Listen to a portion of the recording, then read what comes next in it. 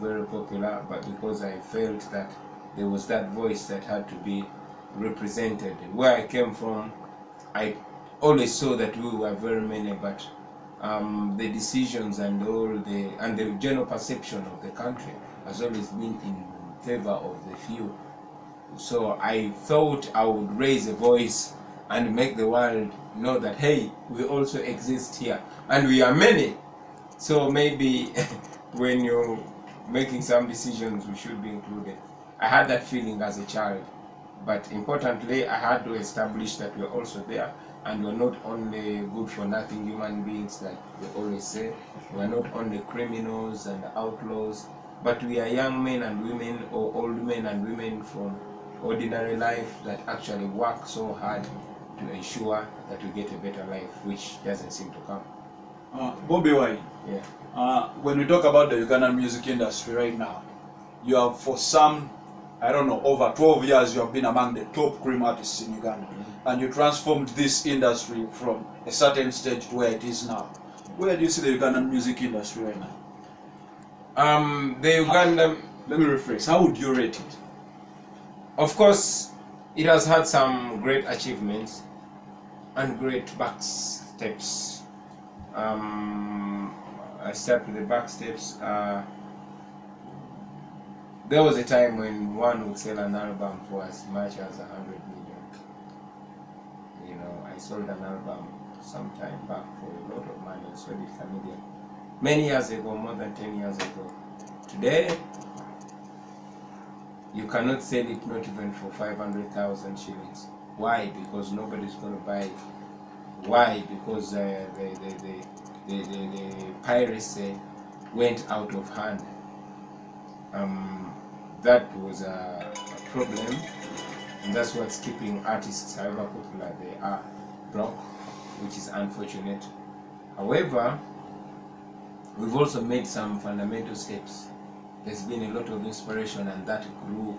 It brought about the mushrooming of so many talented artists. The Kenjos, the Rangers, the CDs, very many artists. Uganda seems to be the most talented country musically in Africa. That means that no matter what we lost, we've gained quite a lot. However, what would my prospects of the future be? I think if these people come together, they're not as few as we were back then. If it was not Bobi Wine, Baby Cool, Chameleon, maybe Ragadi and Africa Band, what else would it be? Eagles Production, and the industry is done. But now we have so many artists that touch different walks of lives. Artists these days are much more educated and informed than they were in our days. Artists have representation. We are members of parliament, you know, so we could influence policy. That and many other things make me believe that we are at a turning point of our industry, only if we tap into that power and energy and advantages that we have. Bobi Wine, when we look at you right now, you are one of the most empowering and inspiring politicians right now. From the humble beginning to where you are right now. There are so many people in the ghettos listening to you. What would you tell them? I would tell them that you are as special as anybody else. As a matter of fact, you are much more powerful than you've been made to believe, because you've been trained in harsh conditions.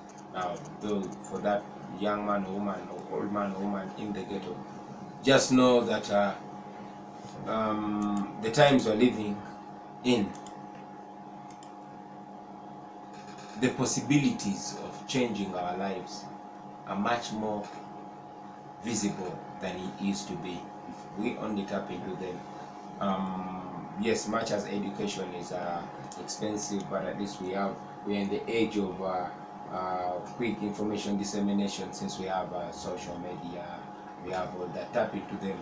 Talent has become more lucrative than it used to be. Not only music, we might be having problems in music, but again, since it's easy to cite talent, boxing, football, athletics, you've seen lives changing, you know. tap into that, and the world has embraced it. Back then, it was, there were so many questions in trust if you said you're an artist. But today, you can present yourself for any position, even when you're an artist or a sportsman. So embrace talent as much as possible. For the young men and women who still have an opportunity to go to school, man, don't give up.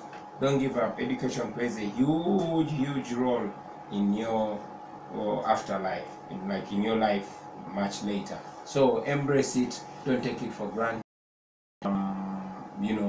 Those who can work, whatever you can do, do it. Especially what you're passionate about. Make your passion your profession. Fashion designing, singing, whatever. Embrace it. A few minutes ago, I was listening to an interview, and you described or you explained the meaning of the word fear. I know most of our generation right now, we fear to try. Can you explain for the listeners what fear means? And they will take. I won't say it's the official explanation of fear, but I would say that what I've learned is that fear means two things. It depends on where you decide to look at it from. Fear may mean forget to overcome your fear.